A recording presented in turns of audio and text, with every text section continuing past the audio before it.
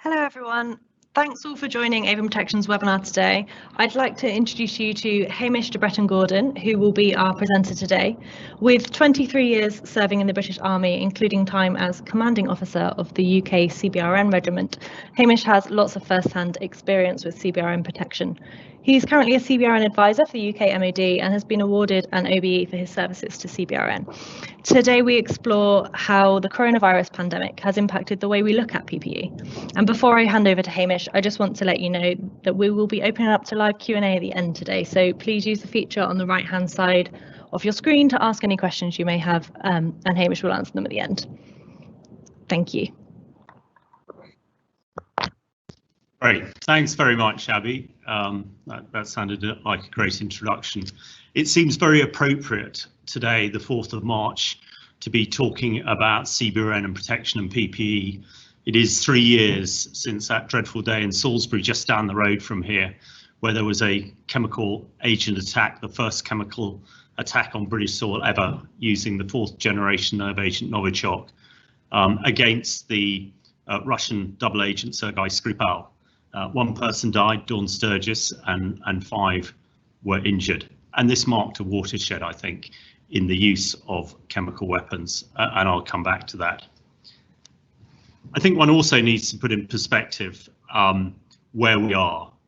We've really paid lip service to CBRN protection, including PPE, since the end of the Cold War. And that seemed pretty right. In those days, you know, the threat was generally pretty low. However, since then, and particularly recently, there have been some key things that have changed to think about as I go through this presentation.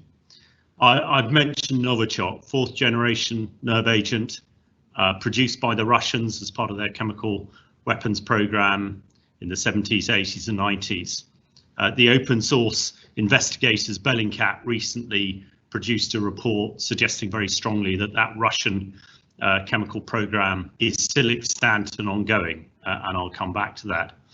On Christmas Eve last year, the French open source website OpenFacto published a report on biological weapons, suggesting that the Russians had an extent biological weapons program.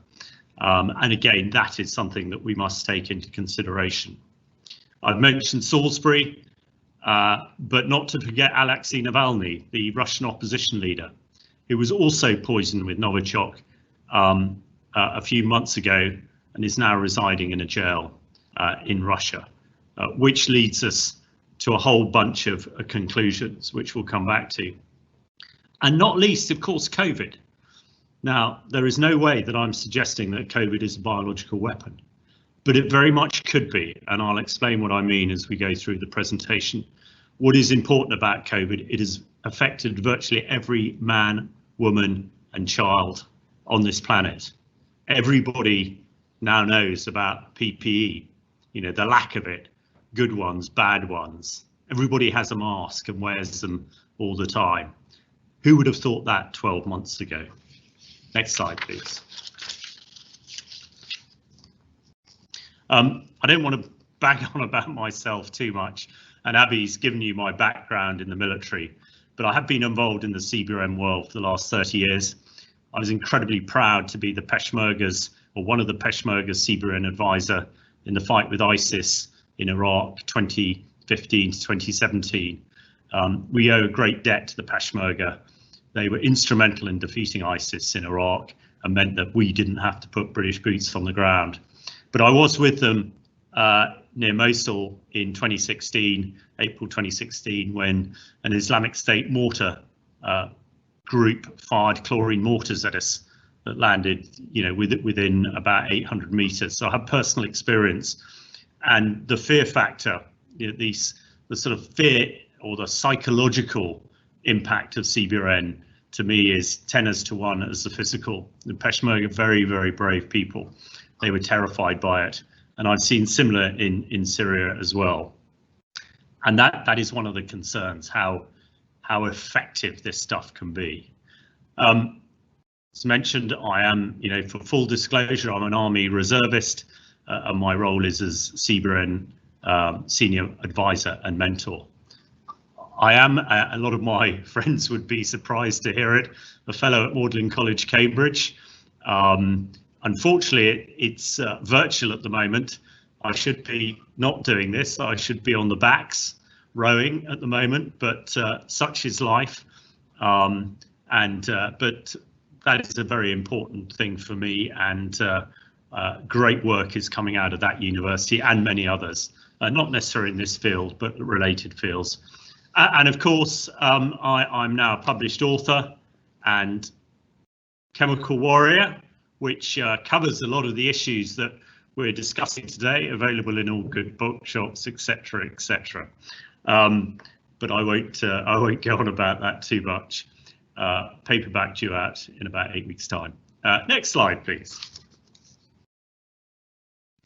Now, looking at the four sort of threats that we're concerned with here, and I'm just on the chemical side, I think the thing that has struck me over the last, I suppose, 9 years, particularly since my time in Syria and Iraq with the Peshmerga, is how good these weapons are. If you have no morals or scruples, you'd use them all the time. In my opinion, without wanting to be political, chemical weapons have kept Assad in power in Syria, and that hasn't gone unnoticed by people.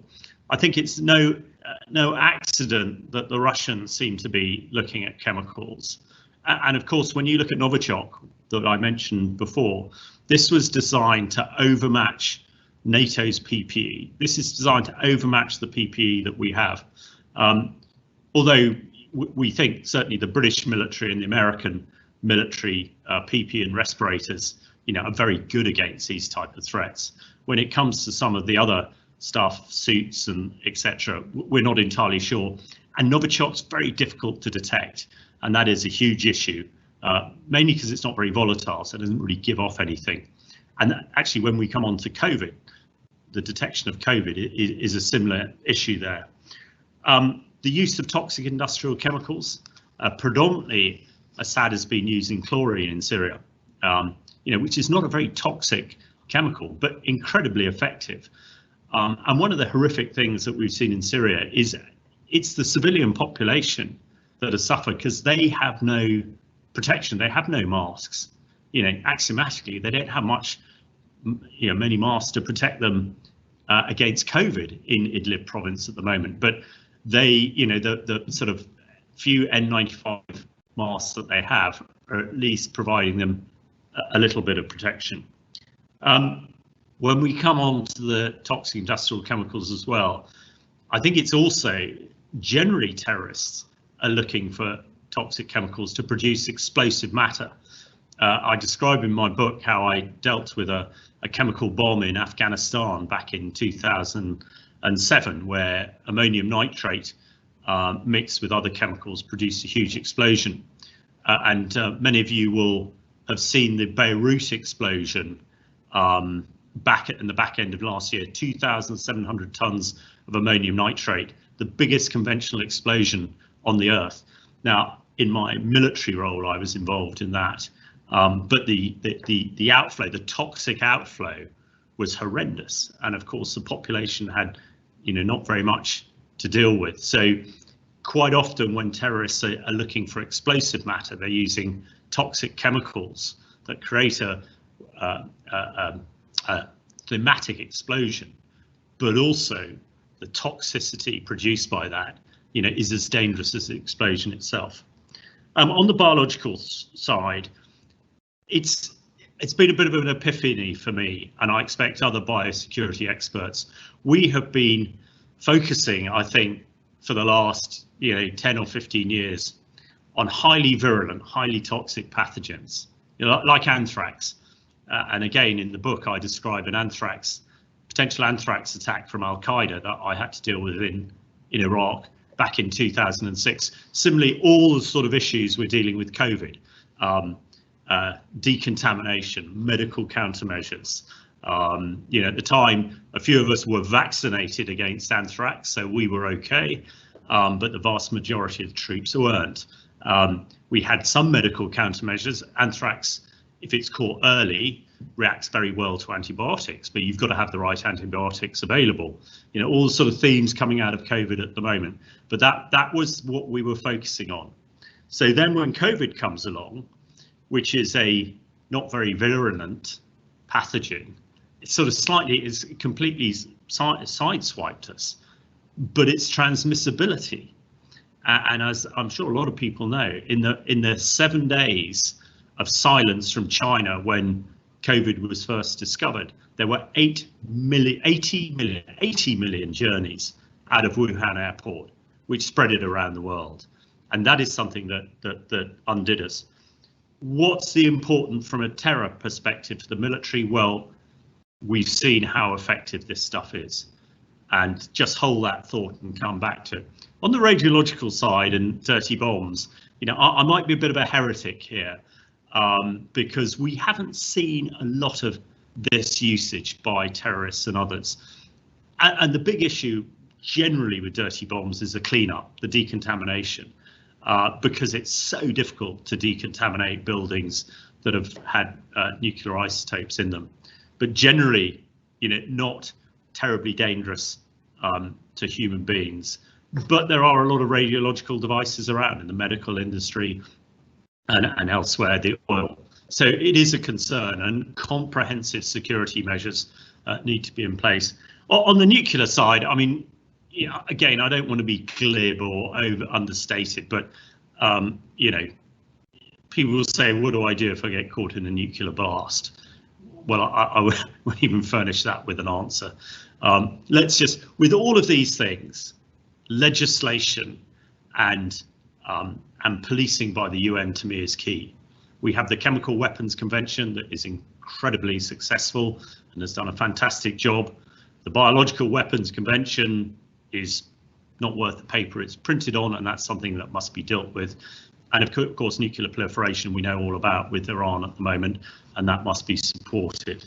So that's just where we are on the CBRN threats. Now looking at the current threats on the next slide, please, Abby. The current threats, a lot of them of what I've talked about. From a state actor perspective, yeah, we must focus really on the potential adversaries. And although I think East-West confrontation is very unlikely, we must look at what state adversaries have. And fourth generation Novichok is something that we must be able to contend against and ensure that our PPE is good for it. Because I have absolutely no doubt that if there is an East-West conflict or an East-Far East conflict, our adversaries would have absolutely no qualms about using chemical or biological weapons. Because if you think, you know, I'm absolutely certain that NATO does not have chemical and biological weapons program. Our adversaries do. They would, of course, use them. So we must make sure that we're resilient to them. I put Ebola and COVID as in biological weapons. I think the challenge with biological weapons is we now know that they don't need to be highly virulent. They just need to be transmissible. And we know that the SARS variant of COVID and others is highly transmissible. And therefore we need to make sure that we're good against it. We look at the other nerve agents like VX and sarin. I'm more concerned by the North Koreans' stockpile of VX than I am by its nuclear desires. Allegedly, North Korea has about 5,000 tons of VX. VX is highly toxic nerve agent between sarin and Novichoks. The concern is, I think, you know, if bad actors, terrorists would want to buy something like VX from North Korea. We have seen that the jihadists, Islamic State, in the past have tried to buy highly enriched uranium, prepared to pay up to $30–40 million a kilo. You know, would they spend that sort of money on VX, and would the North Koreans sell it to them? I think the answer to both those is probably yes. And we mustn't forget toxic industrial chemicals from state actors. We've seen in Syria, Russian and Syrian air forces attacking hospitals on a regular basis, but also attacking facilities that create contamination. And again, that is a huge concern. And generally, military people have PPE, whether it's adequate or not, we will come back to. But as we've seen in Syria, it's the civilians who suffer. They have no PPE. And in my work in Syria over the last few years, we try to come up with novel ways to protect civilians. You know, simply everybody in Syria knows the wind direction, because if there is a chemical attack, they get upwind because the downwind hazard blows the hazard away from them. Or they get to high ground, because generally these things are heavier than air. And when it comes onto the non-state actors, I think, you know, one doesn't want to overstate this and terrify people, but you know, if you have measures in place, you can mitigate these threats. That's the key thing. But both ISIS and Al Qaeda have done a lot of research and study into the use of chemical and biological weapons. Osama bin Laden for a long time thought chemical and biological weapons were beyond even his pale. But before he died, he changed the fatwa to allow it to be used. And we've seen it extensively used in both Syria and Iraq. And I investigated ISIS trying to put a biological substance, bubonic plague, into refugee camps in Syria. Now, plague didn't work terribly well. It wasn't terribly transmissible, and we knew that it was very treatable with antibiotics. But you know, I am sure that they're looking at COVID in a completely different light. And of course, bad actors generally. Those of you in the US will know what a hazard white powder attacks have been. The Amerithrax attack in 2001, where anthrax was put into the US postal system, that killed 5 people and injured, I think it was 12 or so over the whole of the US. The cleanup alone cost $200 million at 2003 prices. And since then, 69,000 similar attacks have been seen. So currently we have a both state and non-state threat. Next slide, please. Before we go on to what I think are probably the future threats, it's just worth looking at this across the piece. Now, the Joint Terrorism Assessment Centre, obviously their work is confidential, and I certainly would not say anything about that at the moment. But it is very clear that they have been tracking these threats. Similar agencies in the US, and of course, you know, the US, the UK, the Five Eyes, including Australia, New Zealand and Canada, work very, very closely on this. So, you know, whatever we're saying is going to be pretty similar to the other Five Eyes. But this is not, it's not just focused on the Middle East. You know, this is a global issue. We're seeing it all over the place. I expect not many people will know that President Bashir in South Sudan used mustard gas on his people over 27 times two years ago, killing several hundred people. That went, you know, virtually unnoticed. And the whole use of toxic industrial chemicals, again, is something that is very frequent. Some of you will remember Al Qaeda operatives trying to smuggle hydrogen sulfide onto a Etihad jet in Sydney 2 years ago. Luckily, they were interdicted by Australian British security services. I know that the security services of these countries are putting a lot of focus on this, and the overall threat from CBRN was always thought to be the threat to be low, but the impact massive. Without giving away secrets, that threat assessment is now changed to medium, and that's for chemical and biological weapons, and that is very significant. That means that we can't sit back and hope and do nothing. That means we must have active measures to counteract these things. And on that note, next slide, please. So to the future, you know, what are the future to look like here? I was part of a study 3 years ago now with the Department of Homeland Security in the US, looking at the 200 most likely CBRN threats, terror threats, to the US mainland. Interestingly, a Novichok type Salisbury attack, we never considered it. A COVID type attack, we never considered it. Again, I think this has been published, so I'm not giving away any secrets. The most likely concern was the use of a toxic chemical, probably chlorine, in a $500 drone into areas of mass people, sporting events. What was anticipated, although the toxic chemical may kill only a few people, the panic ensued would be disastrous. I've done similar work on the US subway in New York and also in the underground in London. And again, similar sort of things, that the actual toxin, the actual chemical would create few casualties.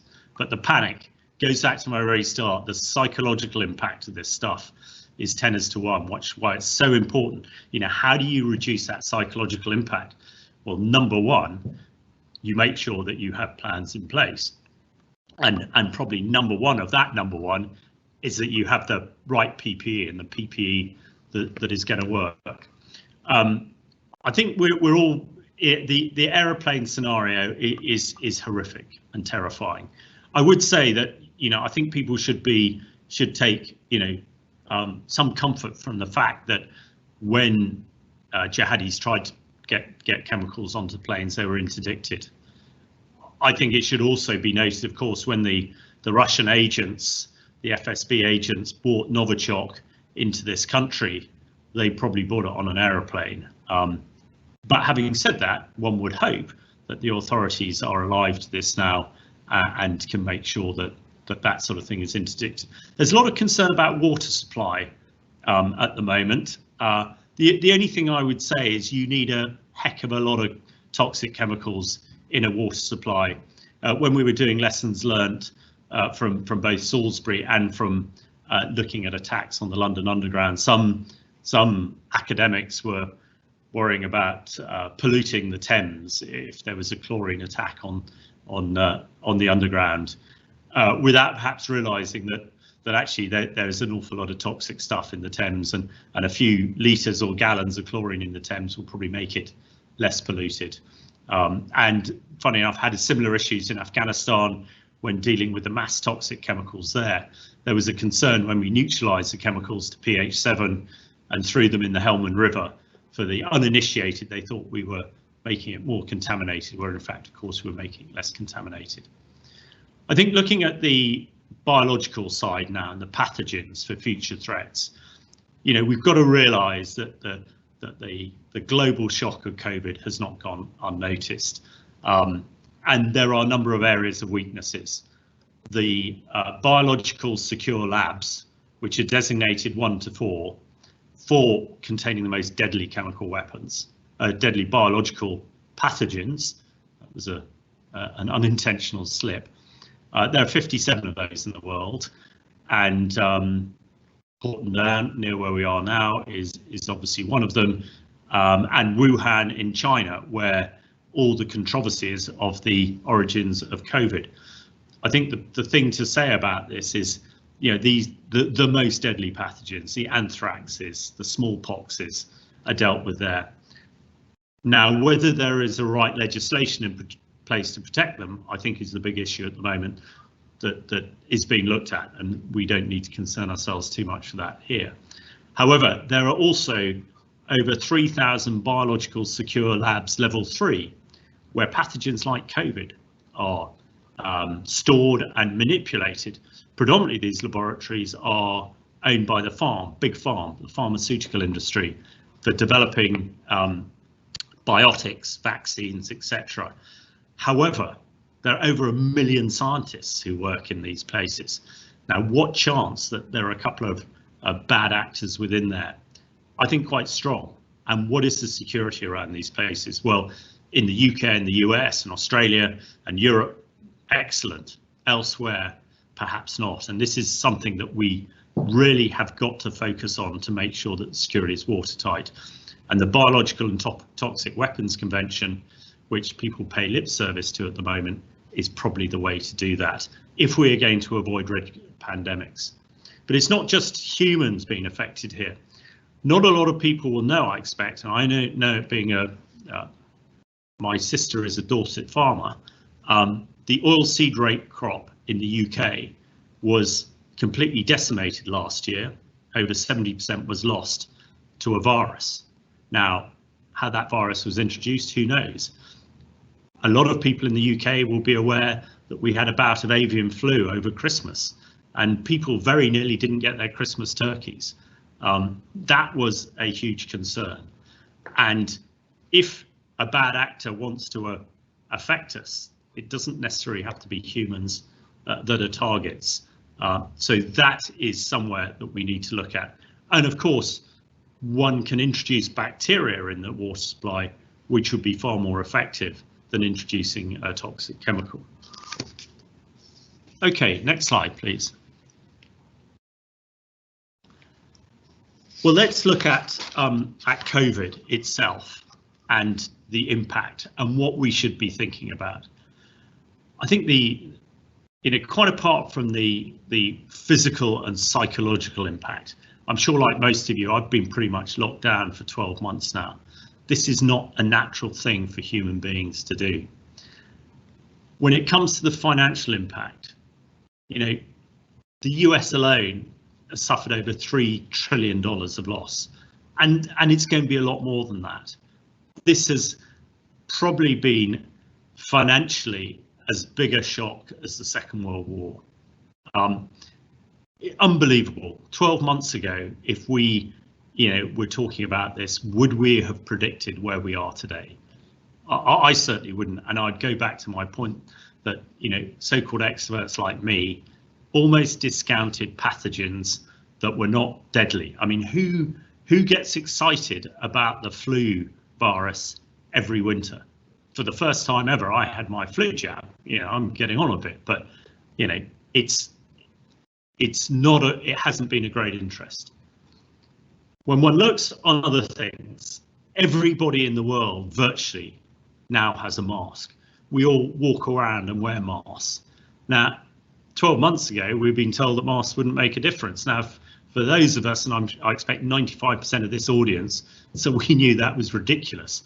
If you want to stop breathing in this stuff or breathing out it, you need some sort of layer between your mouth and nose and the outside world. Otherwise, that is exactly what's going to happen. Now, there are huge issues on the effectiveness of masks and what type of masks.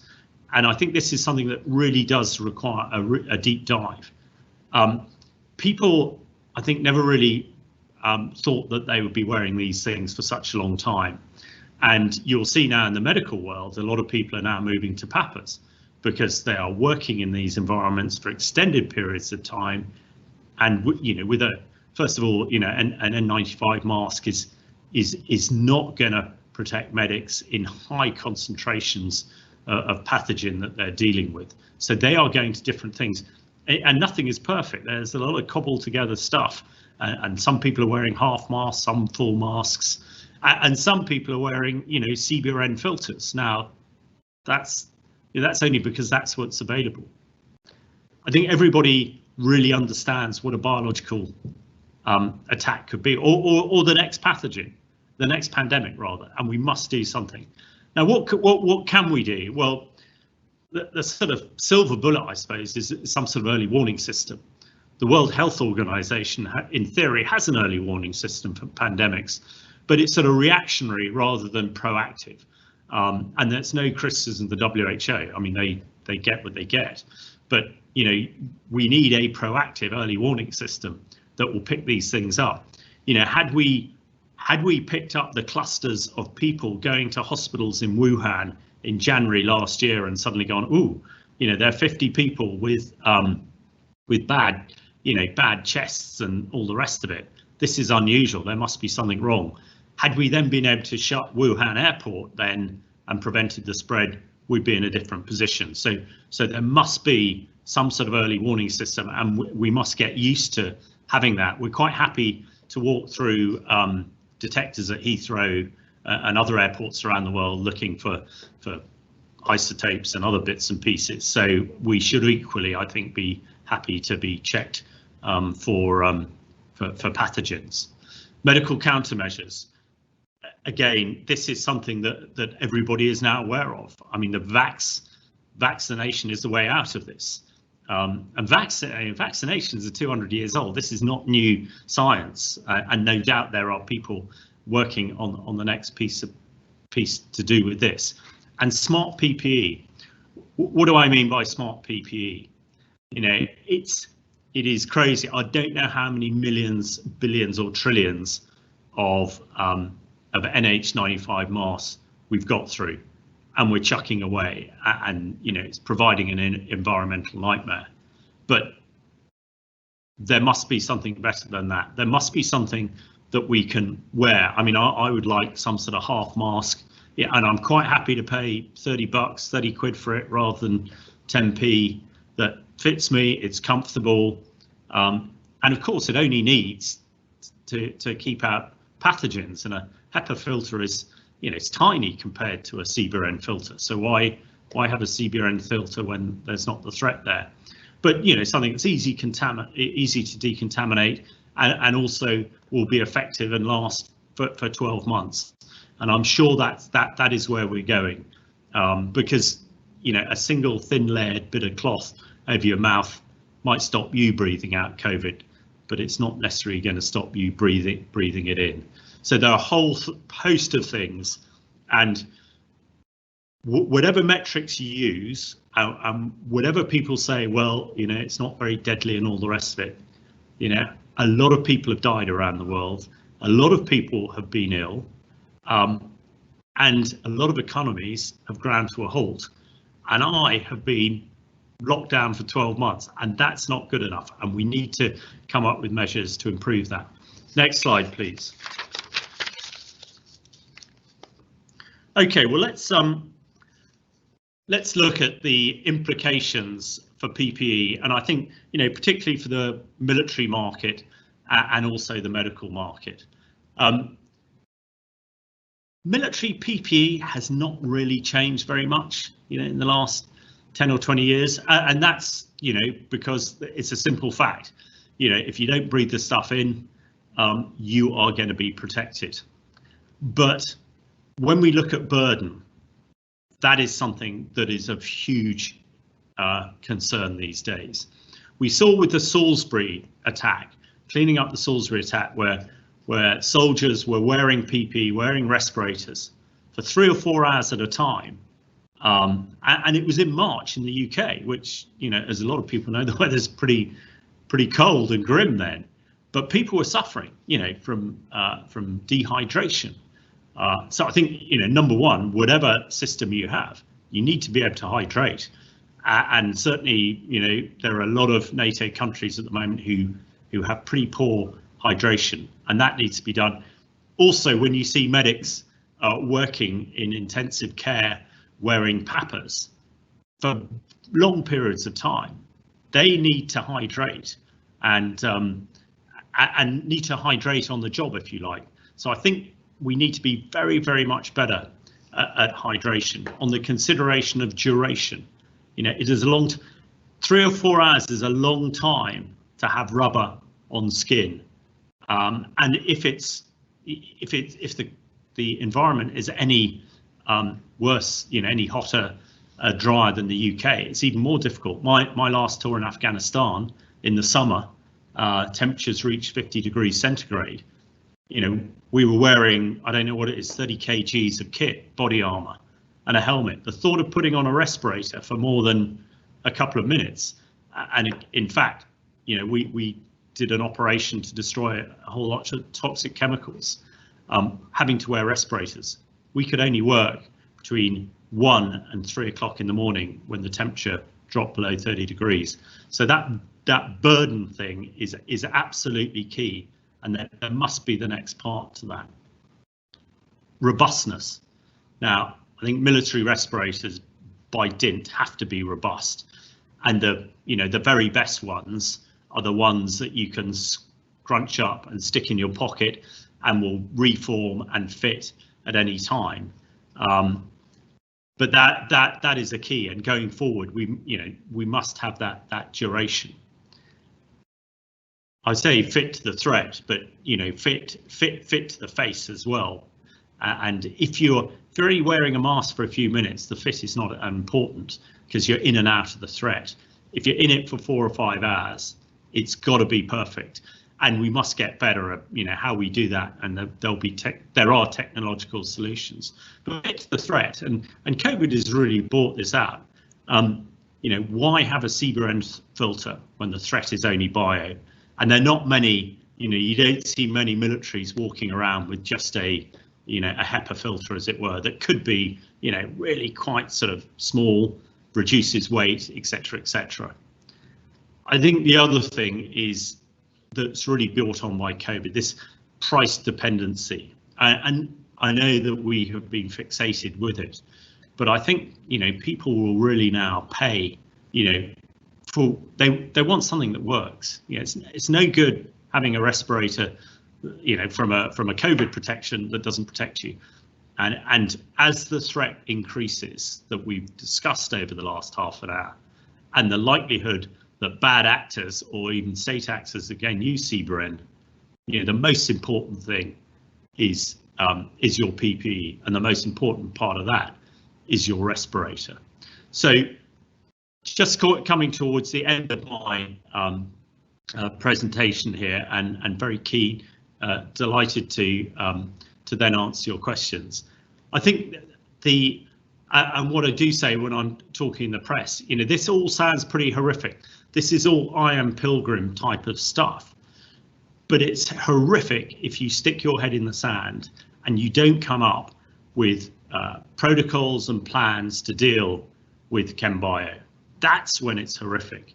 But like any threat, if you put the right mitigation in place, you can be resilient. And the number one part of that is PPE, and the number one part of PPE is respiration. Right. Have we got some questions? We do. So the first one here is, what lessons can be learnt from the Salisbury attack? The Salisbury attack, there are a lot of lessons, and I have to be slightly careful because obviously, some of the lessons are quite rightly kept in the MOD. I think the number one thing, and that I've alluded to, is this duration of wearing PPE. Soldiers and policemen and fire brigade and actually medics in Salisbury Hospital were wearing PPE far longer than you envisage. When you do exercises and whatever for this, you're in and out, and that is the key. You're going to wear it for a long time, and for the human body to operate most effectively, it needs to be hydrated. And wearing PPE, and in Salisbury, they were not only wearing respirators, but they were also wearing full containment suits. You are evaporating sweat at a vast rate, and unless you keep hydrated, and it's almost not good enough just having a suck of water every half an hour. It's a bit like running a marathon. You need to take on fluids all of the time. So I think that was the number one. Detection was number two. And we've seen this with COVID. And if you can't detect something, you can't do anything about it. And we found it in Syria as well. We had, we set up hospitals and clinics to deal with chemical attack from chlorine. Now, chlorine is very non-persistent, and if you wait for a few minutes, the threat will have gone. But when Islamic State started using mustard agent, mustard is very persistent, and people would go out of the hospital for half an hour, come back again. But when their mustard was involved, they'd come back and then get ill. But they had no way of detecting it. And when we look at Salisbury, because Novichok is not volatile, and the then chemical agent monitors couldn't pick up COVID, that is why it took 18 months to decontaminate Salisbury for a quarter of an egg cup of Novichok, because what you had to do was track people who had been involved, where they'd been, then seal that area off, decontaminate it, and we buried 37 vehicles after the Salisbury event, and thousands of tons of debris, because we couldn't detect it. The only way we could make sure it was clean was remove the stuff, go back and basically take a sample, do a PCR test, which everybody will be familiar with from COVID, and check that the problem had gone. So detection was absolutely key. I think the other thing, and again, I don't want to be political about this, is that the capabilities in the UK military and police and others to deal with these sort of events were, in this case, just enough. I got a bit of a ticking off from the MOD for appearing on the BBC and saying that every bit of military equipment and personnel were in Salisbury dealing with the Salisbury attack, and somebody very senior said, "Hamish, that's not very helpful. That's not true." And I went, "Really?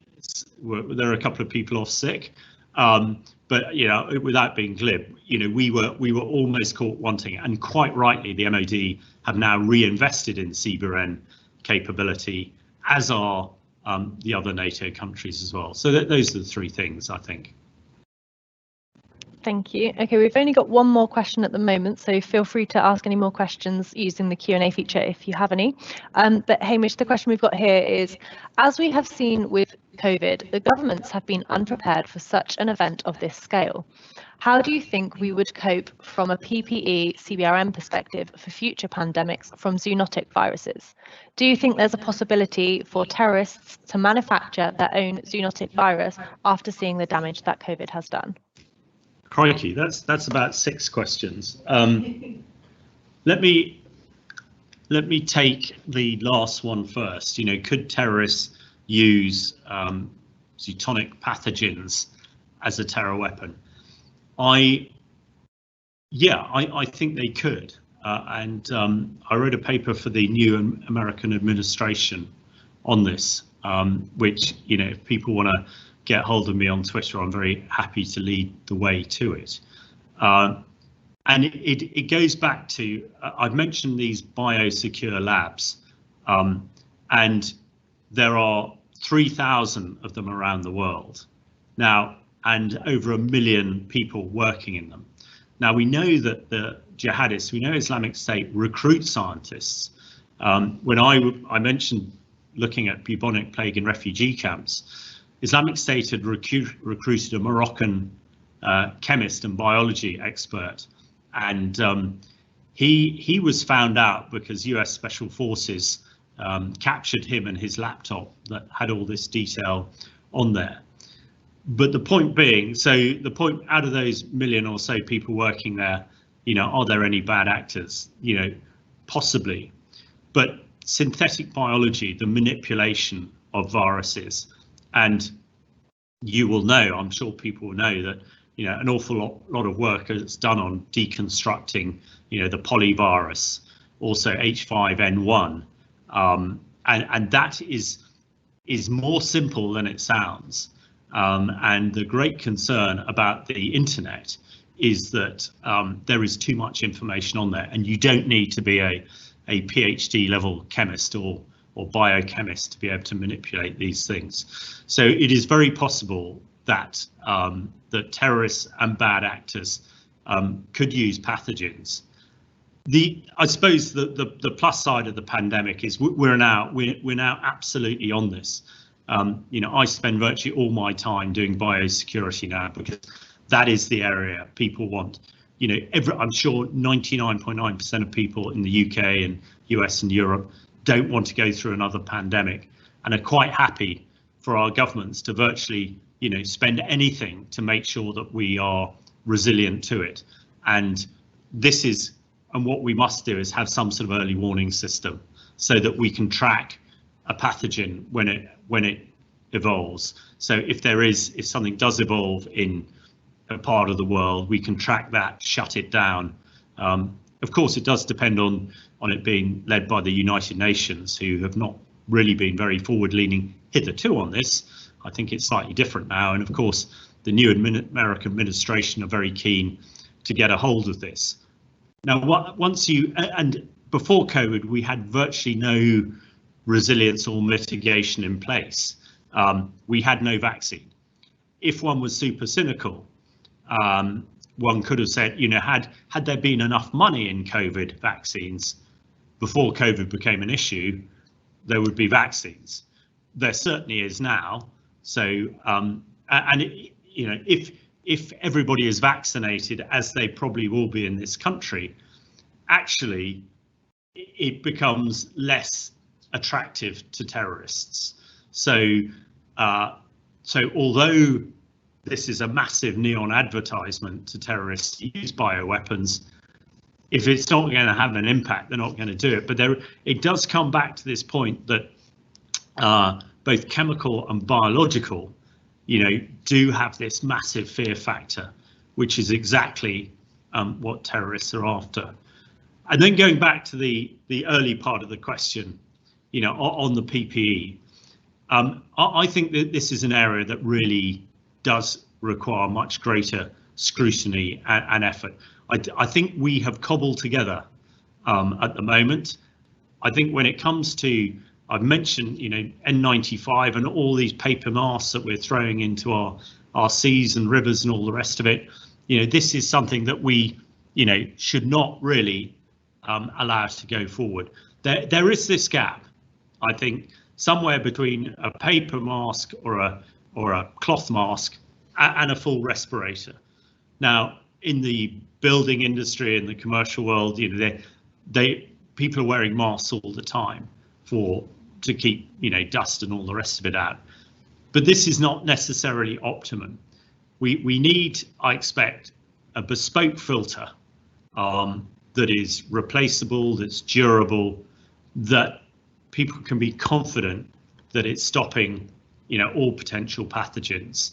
And they don't want to be wearing, a full mask and have a big fat respirator. So I think there is work to be done, and there are an awful lot of people getting involved in this. I think the other thing about PPE, and some of you will have seen the government's paper on biosecurity that was published yesterday that I had input into, and there is a very specific areas about PPE. Until apart from Avon, there are not many companies making PPE in this country. We imported most of our PPE at the beginning of the COVID from China. Now, that was suboptimal. We also bought a lot of PPE that was not up to standard. And, one can't really criticize the people involved in that. In the dark days of March and April last year, as you'll remember, there was this scream for PPE, and people were trying to get it from all over the place. In future, and it's part of the government's policy, is to make sure that we've got enough domestic production to make sure that we don't have to, rely on substandard PPE in future. So there is that, but it's also making sure that the PPE is fit for purpose. And I haven't. I've seen a few little sort of wraparound pappers for PPE, which look quite good. But at the moment, there doesn't seem to be a real answer to this, and this is something for the general public, but also for militaries. We carry a respirator when it's needed, but crikey, you don't want to carry around one of these things unless the threat it says that you need to. And if there is a biological threat, you don't necessarily need a full respirator. So, I think that is an area that still needs some work and development on it. Thank you. So we've had a few more questions coming in. So George asks, Ben Wallace, UK Defence Security Secretary, has recently been quoted in the Times about possible chemical and biological attacks. What does he mean by this? Yes, the Defence Secretary Ben Wallace made this statement last week, and he also reaffirmed this earlier in the week. But Ben Wallace has a particular interest in chem bio. He was a guards officer himself, so he knows all about wearing the general service respirator and all the rest of it. But when he was security minister before he was defence minister, this was another area of concern for him. I think what he is saying is, and what he is thinking is really what I have been saying, over the last 50 minutes. The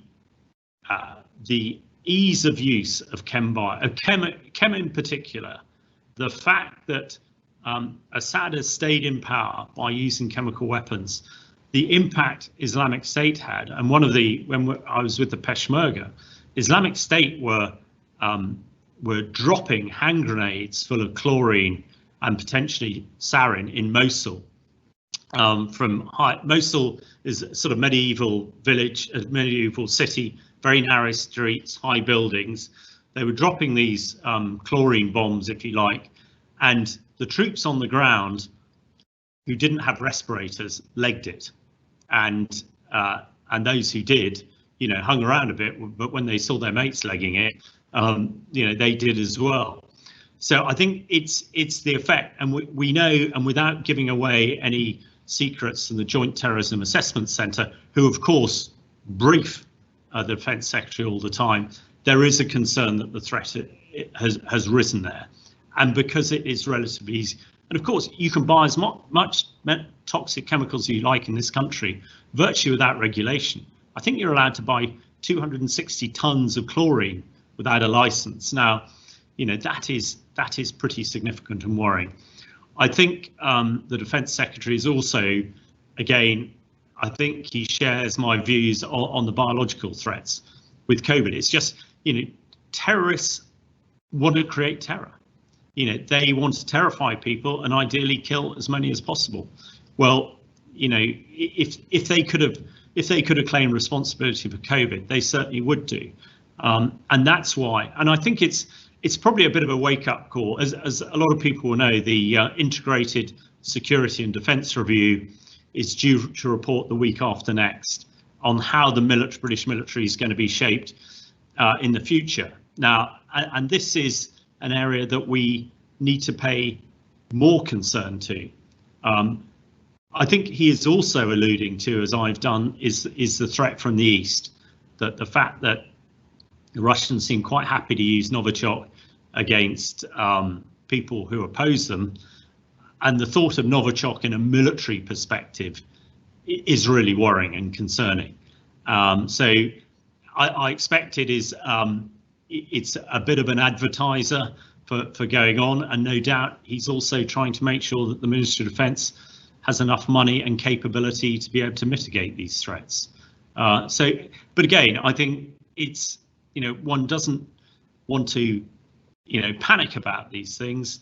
A threat is really dangerous when we miss it, which is what has happened with COVID. So I think he's saying, these are threats that we need to consider seriously now and make sure that we have the right resilience and mitigation in place. Okay, so we've got 3 questions still to answer, and hopefully we'll be able to wrap them up in the time remaining. So Jarad's asked, beyond PPE, do you expect COVID to have any other impact on Army's counter-biological approaches or research priorities, or is improved PPE the major focus? Could armies, for example, support the early warning system you mentioned?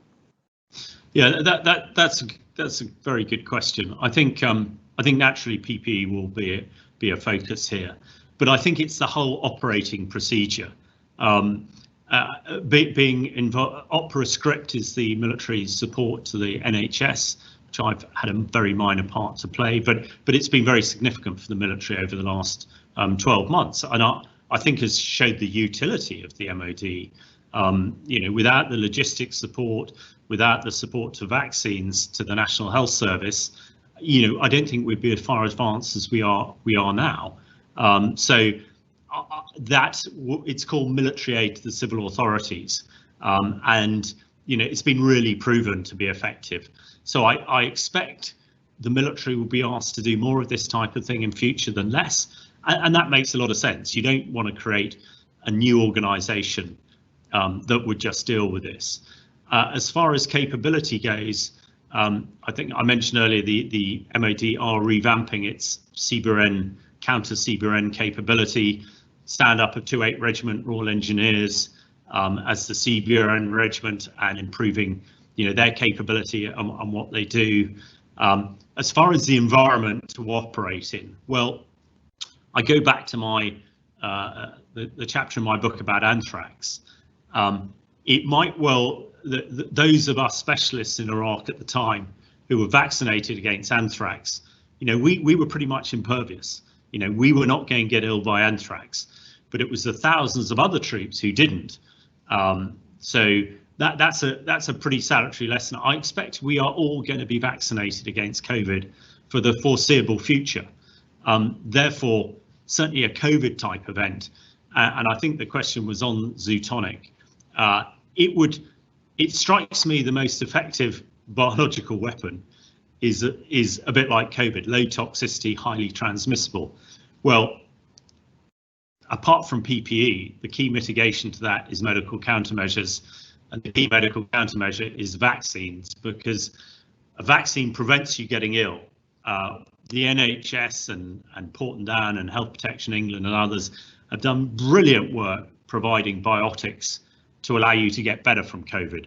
But that is, it's much better not to get it, and the vaccines are there. So I think, it will change the way that we approach things, and I think we will all be vaccinated for the foreseeable future. And when I was a kid and lived in the Middle East, we had our cholera vaccines every 6 months, and we didn't get cholera, and that was fine. So a long answer to your question. It's time for one more, is there? Thank you. Yes, so we have a question here. You mentioned early warning. Are the globe's governments working with World Health Organization to deliver an early warning solution? That is a very good question, which I don't know the answer to. They should be, absolutely, they should be. And the Prime Minister mentioned to the Munich conference last Friday that there needs to be a world early warning system for pandemics. And one hopes that he will also reiterate that at the G7, which is happening in Devon in June. What's been done is difficult to say. The World Health Organization took a real kicking when the previous president of the US withdrew support and funding for it, because most of the funding comes from the US, and the WHO naturally struggled. I think with their rather challenging time doing their investigation in Wuhan recently, and the controversy coming out of that there are challenges. But it's absolutely clear that the UN Security Council and the WHO, the World Health Organization, is a UN agency who is responsible for this sort of thing, must develop a global early warning system. And again, the paper published yesterday by the government was very much saying the same. So, but it's relatively easy and straightforward for countries like the US and the UK and the European countries to put money into this and say, yeah, we will support it, because it's, it's not going to be cheap.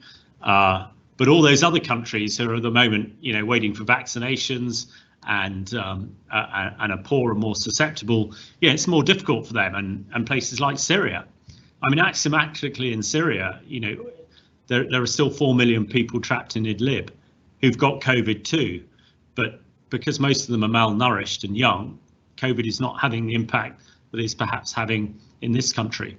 So absolutely, we need a global biological early warning system, and it needs to come out of the UN. It needs to be pushed by the permanent members, the US, the UK, France, Germany, and Russia and China. However, we've seen that both, particularly China, has been sort of resistant to this in the past. So hopefully it's time where, we can, everybody in the world has suffered from COVID. Everybody has lost people. Everybody has had people who are sick or have got long COVID. It's in all our interests to sort this out.